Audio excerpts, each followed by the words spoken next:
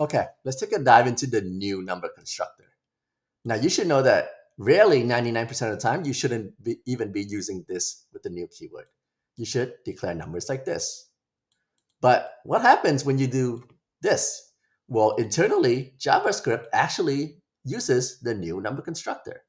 And it does that so that all of your numbers can inherit from object.prototypes methods such as .constructor or .toString.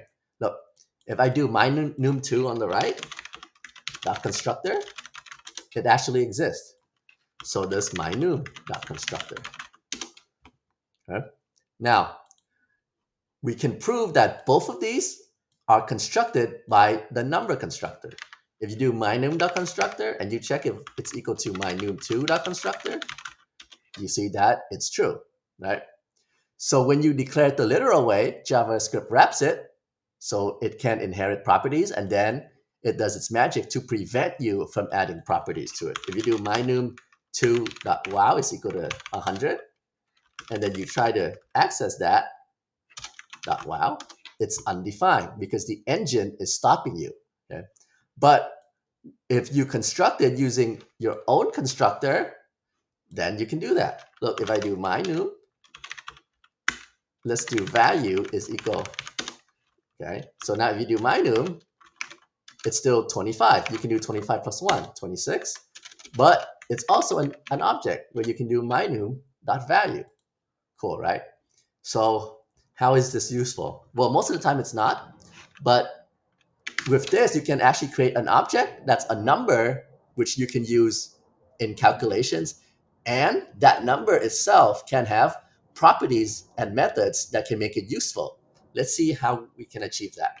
Okay, so we're going to define a function called, let's call this magic number. And it's going to take in a number. Okay, what are we going to do here? Const my number is equal to new number. But what's the argument? Well, the argument is going to be whatever the user passes in. Okay, and then remember at the end, we got to return our number. Okay. Now in the middle, we can add methods to it. If we do my number dot, let's do something useful like nth root, so I can find the square root, the cube root, or whatever, is equal to function. Okay, and this function will take in a root. So what can we return? Well, we can return math.pow. But how do we get our number from inside this method? Well, remember that my number is an object. So when we call this with the keyword this, it will always refer to the value of the object that it's being called in. Okay, so this, and then our second argument will be 1 over root. Okay, so now let's do const num is equal to magic number. Let's pass in 25. Okay, so on the right, we can do num, that's 25. Remember, number objects can still do math expressions. Num plus 10 is 35. But we can also do num.nfruit. Okay? And then if we pass in 2 for the square root, we get 5, right? 5 times 5 gives us 25. We can also do like the cube roots, right? Or this, fractional roots. How cool is that? Okay, let's do another method that's even more useful. Let's say factors of a number. Okay, so we're going to create a method that finds all the factors of this number by default or whatever number. How can we do that? Number, let's call this factors equal to function. Remember, we have to use the function keyword because I'm going to be using the this keyword. Function. Okay, and this function is going to take in one argument or not. Okay, so I will call this number to factor, and by default, it will be equal to this. Okay, so if they don't pass in anything, it will return the factors of whatever number they created. But if they pass in something else, it will return the factors of that number. Okay, so how can we do this? Well, I'm just going to say, let's see, const ARR, because our final value will be an array. Okay, and then I'm just going to do let count is equal to 0, and then I'll actually do a while loop here.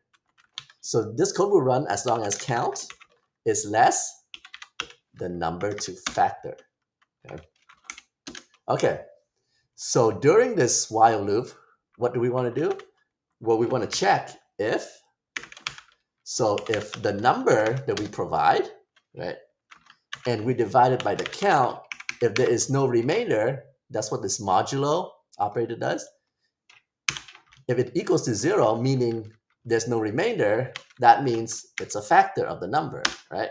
Then we can do arr.push. What are we pushing in? We're going to push in the count. Okay? And then after that, to prevent our loop from being infinite, we actually have to increase the count. And then outside of the while loop, since we created an array and we're pushing things in, we have to return that array. Return ARR. Okay, so now we have num, which is 25, num.factors. Okay. Now, if we don't pass in anything, we see that it is the factors of the number 25, 1 and 5.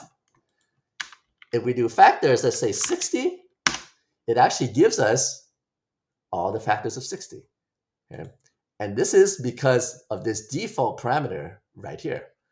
And how useful is this? This keyword, since it's inside the new number constructor, refers to the object itself. But the object itself has a primitive value of 25. So it will use that value instead of the object. Okay? So this is pretty cool to me. And this is also useful because you can do like really big numbers like that and it still works, right? Okay, I hope that was useful.